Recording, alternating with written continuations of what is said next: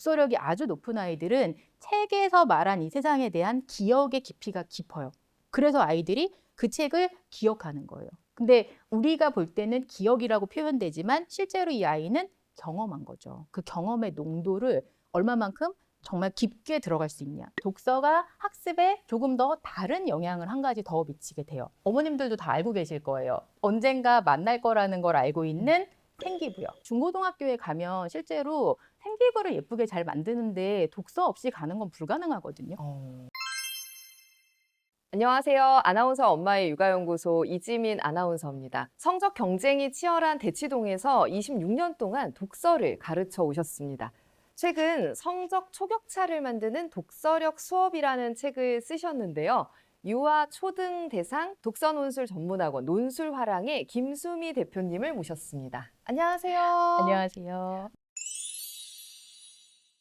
책 제목이 성적 초격차를 만드는 독서력 수업이에요. 사실 논술화랑 하면 대치동에서 정말 1년 넘게 대기를 해야 들어갈 수 있을까 말까 한 학원이잖아요. 네. 그렇게 성적에 민감한 동네에서 이만큼의 대기를 하고 들어간다는 건 정말 이 책 네. 제목처럼 성적과 독서에 음. 커다란 상관관계가 있다는 음. 방증일까요? 아이들이 공부를 잘하기 위해서는 기본적인 요소들이 필요해요. 첫 번째로는 사고력. 근데 사고력만 가지고 아이들이 공부를 하는 건 아니에요. 사실 성적과 더 밀접한 연관이 있는 키워드는 사고력보다는 지구력이거든요. 학교 수업이 아무리 지루해도 수업을 열심히 들어야 되고 네. 선생님 말씀이 어떻던 간에 무조건 다 필기를 해서 암기를 해야 되고요. 근데 학습에 있어서 사고력이나 지구력보다 더 결정적인 역할을 네. 하는 요소가 있어요. 네. 그 요소는 바로 의지력이에요. 어. 그러니까 아이들이 의지력이 강한 아이들이 네. 결국은 모든 것들을 이겨내거든요.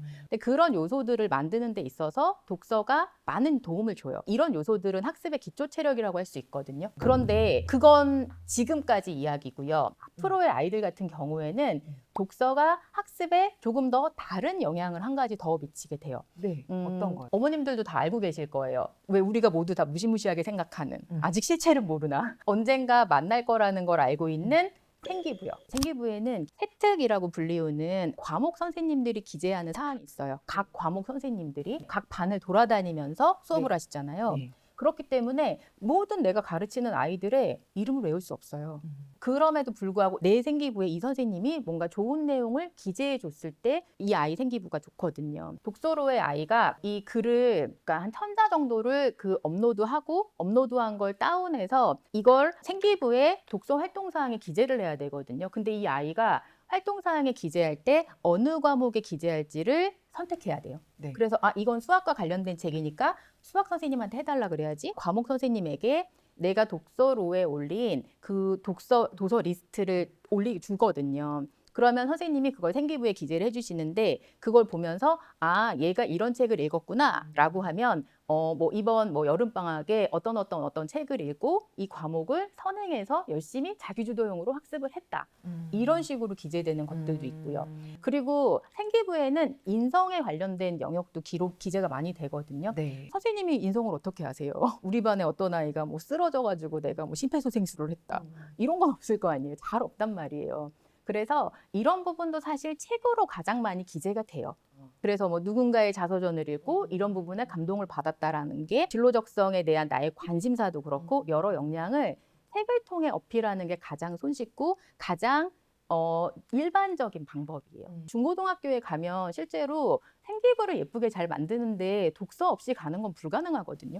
근데 앞으로의 아이들은 수능만 가지고 100% 정시는 못 가요. 왜냐면 적어도 서울에 있는 상위권 16개 대학은 생기부를 같이 보겠다라고 했는데 그들이 원하는 건 생기부 비교과를 지금 보고 싶은 거거든요. 수행평가 같은 경우에도 그래요. 수행평가도 저희 아이가 이런 수행평가를 했던 적이 있어요. 수학 선생님이 피타고라스의 정의를 네. 생활에서 응용한 사례를 찾아서 정리해오라고 하는 네. 수행평가를 내주셨어요. 네. 근데 이 아이는 그 피타고라스의 정의를 가지고 독도의 2개의 섬의 높이를 재는 이 아이가 그런 것들을 하거든요. 네. 근데 보통 아이들은 수행평가로 그렇게 일상생활에 적용한 사례를 찾아라 그러면 일상생활에 적용된 사례까지 찾아요.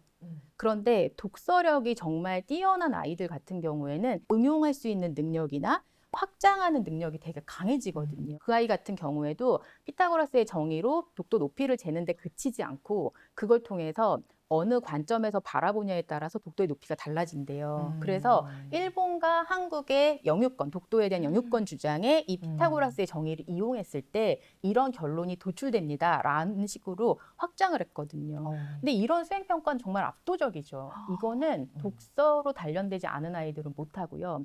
특히 과거에는 수행평가 그 계획서를 학기 초에 미리 주셨거든요. 그렇게 했더니 아이들은 열심히 내신 공부와 수능을 하고요. 네. 그리고 수행평가는 전담해주는 학원 선생님이 따로 있는 이런 경우들이 너무 많아지는 네. 거예요. 그래서 요즘에는 학교에서도 수행평가를 당일에 바로 내고 바로 제출하라 그러는 경우가 많거든요. 네네. 그러니까 정말 본인이 스스로 할 수 있으면 못하는 그런 게 요즘의 학교의 트렌드예요. 아직 많이 체감하시진 못하실 거예요. 근데 2028 이후에는 정말 많이 체감하실 거라고 저는 생각하거든요. 그러면 이렇게 현장에서 볼 때 독서력이 높은 아이들의 특징이 또 따로 있나요? 부모님들이 정말 궁금해하시는 것 같아요. 독서력이 더 높은 아이들은 기본적으로 책의 내용을 응용하거나 활용해서 사고하는 거를 잘해요. 그래서 왜 길을 갈 때도 휴게소를 보면서 엄마 내가 저거 어떤 책에서 봤는데 어디 나왔던 뭐야? 라고 내가 봤던 거, 내가 들었던 거 이런 것들을 연계해서 사고하는 걸 할 수 있어요. 그래서 아까 왜 피타고라스의 정의에서도 시연이라는 친구가 응용할 수 있었던 것도 독서력이 높은 아이들의 특징이거든요. 부모님들께서는 일단은 재미, 책을 보고 우리 아이가 재밌어 한다. 그러면 독서력이 높은 거예요. 예를 들면 이런 게 있었어요. 초등학교 2학년 아이에게 벌집이 너무 좁아라는 책이 있었거든요. 근데 그 책이 글밥도 너무 많고 내용도 좀 철학적이라서 어렵거든요. 근데 그 책 내용 일부에 그 거짓말 탐지기로 조사하는 장면에 선생님 피터팬의 거짓말 탐지기 3,000원 사오면 되잖아요. 이렇게 얘기해서 그 책에 그런 게 없었는데? 이러고 찾아봤더니 정말 한길퉁이에 그 사파에 이게 나와 있던 거예요. 네. 독서력이 아주 높은 아이들은 책에서 말한 이 세상에 대한 기억의 깊이가 깊어요. 그래서 아이들이 그 책을 기억하는 거예요. 근데 우리가 볼 때는 기억이라고 표현되지만 실제로 이 아이는 경험한 거죠. 그 경험의 농도를 얼마만큼 정말 깊게 들어갈 수 있냐. 근데 이게 애들 독서력에 따라 다르거든요. 독서력이 진짜 깊은 아이들은 아주 깊게 들어가요.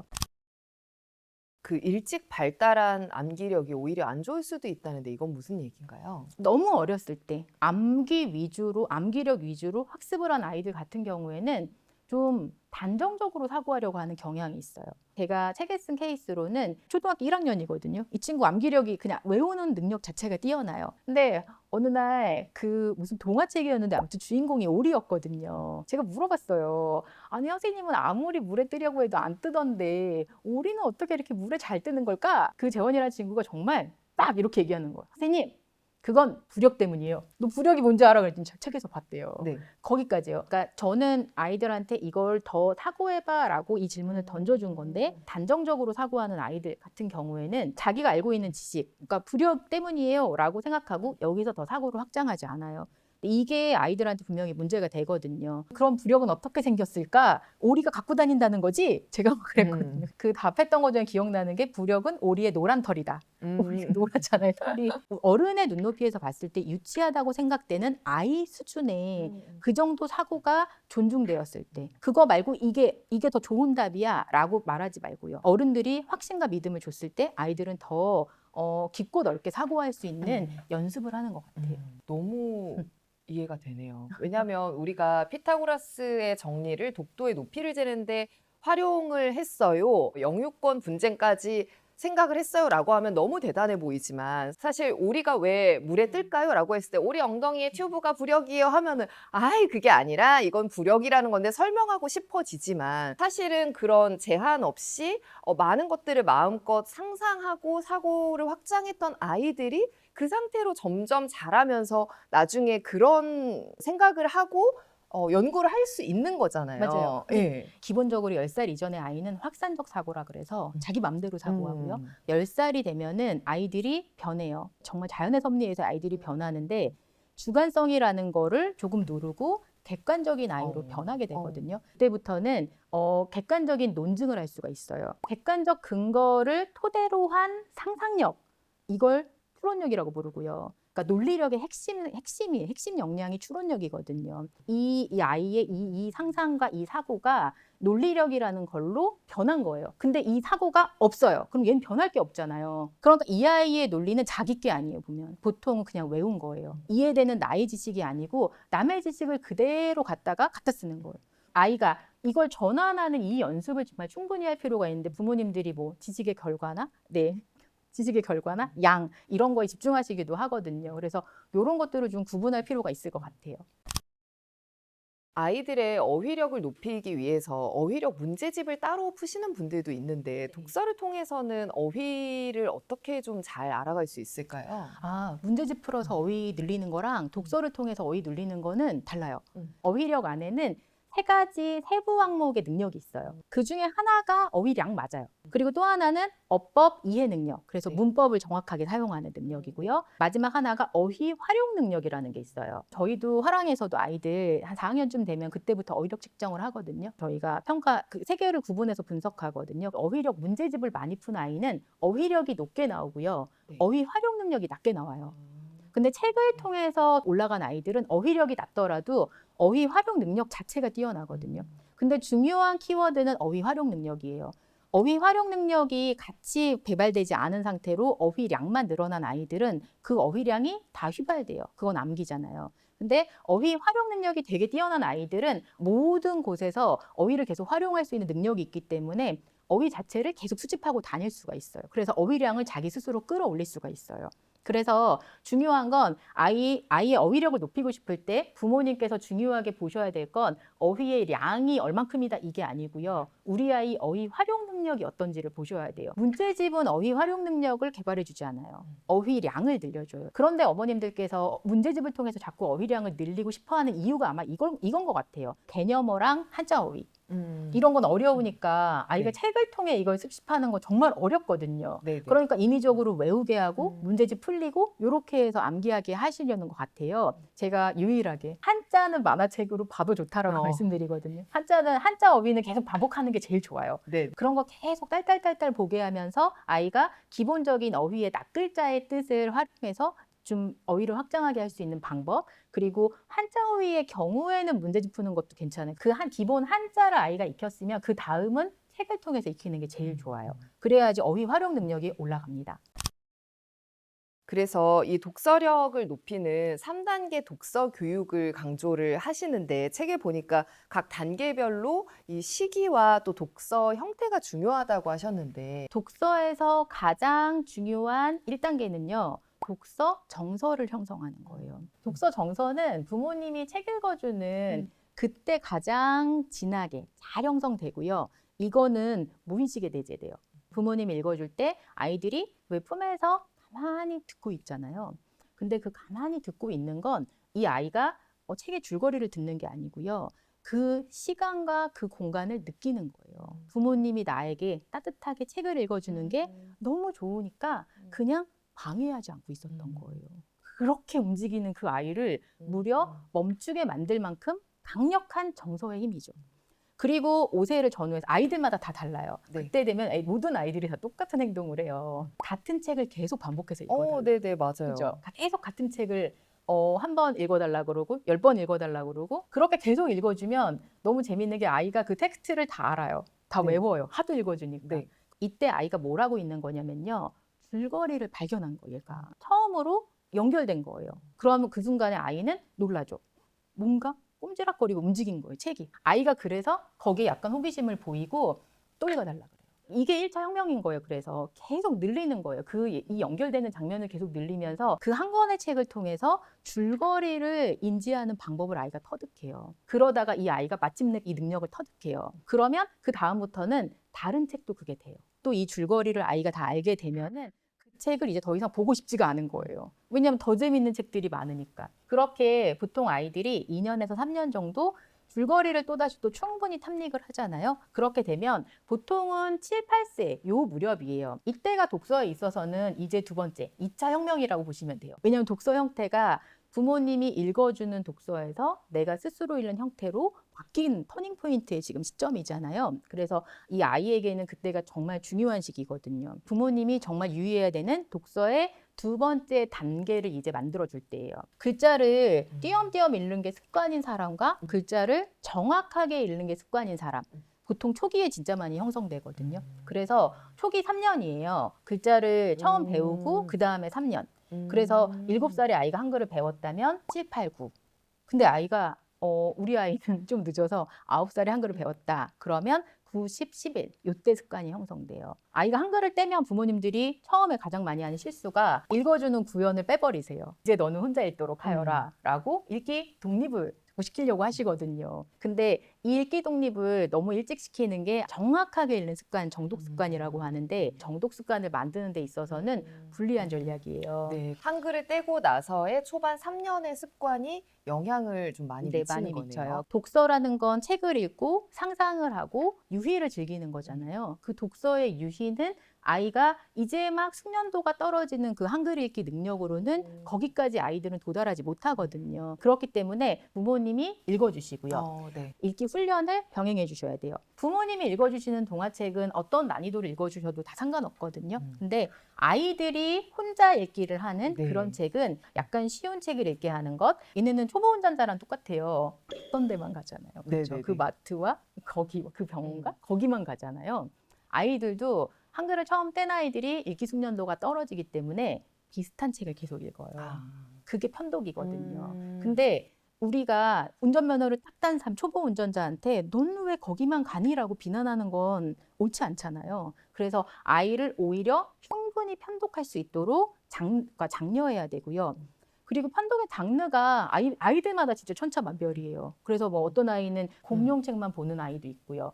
저는 진짜 특이한 아이를 본 적이 있는데 그 친구는 볼링에 대한 책을 봤어요. 아기 때. 네. 그 친구도 지금 볼링을 전공하고 있지는 않아요. 네. 이거는 그냥 이 아이가 편안하게 자기가 배경 지식을 습득했고 나에게 익숙한 첫 번째 장르가 그 장르로 자리매김했기 때문에 그렇게 보는 거거든요.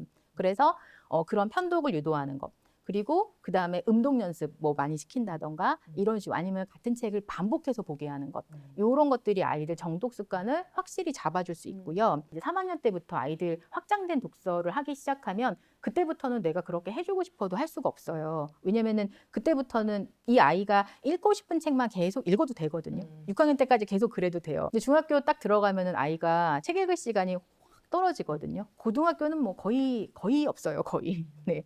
거의 없기 때문에 독서 단절기가 6년 동안 올 수도 있다. 독서 단절기가 올 거를 예상해서 4학년만 돼도 이제 부지런히 책을 읽히기 시작을 해야 되거든요. 단계를 막 끌어올려야 되거든요. 그래서 그때는 어쨌든 독서 정서를 조금 아이한테 좀 프레시를 주더라도 조금 더 어려운 책을 읽게 할 수밖에 없어요. 읽게 하고 그 대신 동기부여를 해줘야죠. 두 가지로. 하나는 보상을 해주고요. 어떤 책을 읽었을 때 보상. 그리고 또 다른 하나는 어떤 책을 읽었을 때 이 아이에게 자부심을 느낄 수 있는 그런 말들을 해주는 거예요. 뭐 형은 이걸 몇 살에 읽었는데 너는 몇 살에 읽었구나. 이렇게 왜 애들 허세를 자극해주는 말들 있잖아요.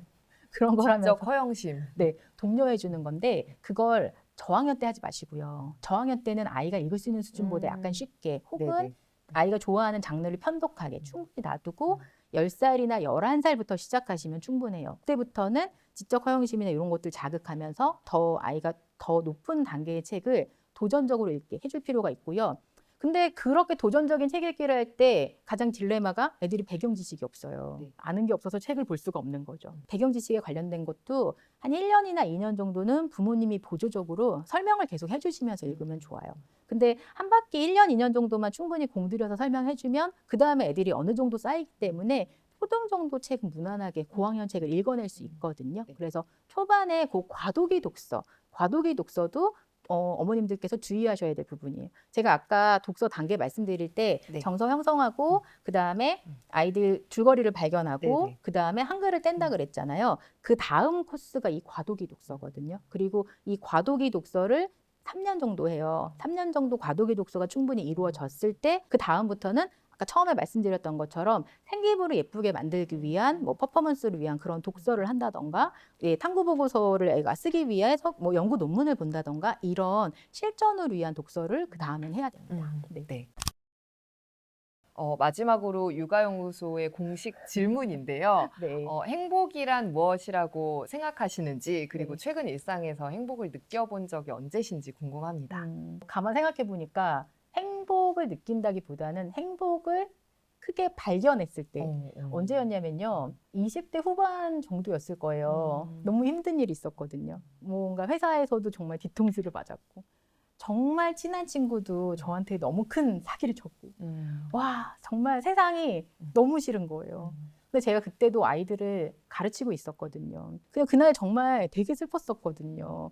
근데 제가 너무 우울했는지 수업하던 친구 중에 한 개구쟁이 녀석 하나가 갑자기 너무 시무룩해 하다가 그 친구가 갑자기 우는 거예요.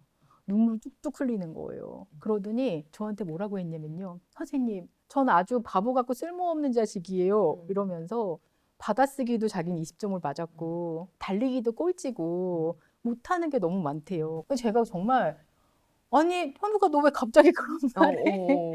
너무 뜬금없어서 그랬거든요. 근데 그 순간에 아, 이 아이가 지금 제가 우울한 기분을 느낀 거예요. 아, 이 아이가 정말 저의 그날 상처받았던 그런 마음 이런 것들을 위로하고 달래준다는 생각이 들었거든요. 그 아이들의 순수한 마음 그리고 그 순수하게 타인의 마음을 느껴줄 수 있는 그런 마음 네, 그 마음이 너무 감사했어요. 그 아이한테. 그리고 그게 되게 위대하다는 생각이 들었거든요. 그리고 그날 이후 그랬던 것 같아요. 아이들이라는 존재는 저에게 있어서는 그냥 삶의 그 목적 그 자체였던 것 같아요. 이 존재의 이런 순수한 모습, 그리고 왜 순수한 영악함? 영악할 때도 되게 많잖아요. 눈에 너무 뻔히 보이는 거짓말을 하거나. 근데 그런 아이들의 그런 모습을 보는 그런 장면들이 저한테는 아주 크게 행복이었던 것 같아요. 그 아이들의 삶을 더 가치 있게 만드는 데 있어서 가장 도움이 되는 건 사실 책이잖아요. 그 책이라는 스승을 이 아이의 동반자로 만들어주는 과정에서 제가 뭔가 하고 있는 그런 모든 행위들 이런 것도 저에게는 행복인 것 같아요. 네. 뭔가 정말 인생에서 가장 힘들었을 때 진짜 마음 꽉 찬 그런 행복을 느끼셨을 것 같다는 게 너무 장면으로 그려졌던 것 같고요. 또 그런 행복을 주는 아이들을 위해서 26년 동안 이 독서 교육을 해 오신 그런 진심도 또 느껴지는 것 같습니다. 오늘 논술화랑의 김수미 대표님 모시고 함께 했습니다. 저는 개인적으로 함께 하면서 독서나 어쨌든 문해력 또 책에 관해서 그동안 좀 들을 수 없었던 그런 이야기들을 들어서 참 좋았던 것 같은데요. 보시는 분들 댓글도 많이 달아주시고 또 궁금한 점들 많이 남겨주시면 좋겠습니다. 오늘 이렇게 나와주셔서 고맙습니다. 네, 감사합니다. 감사합니다.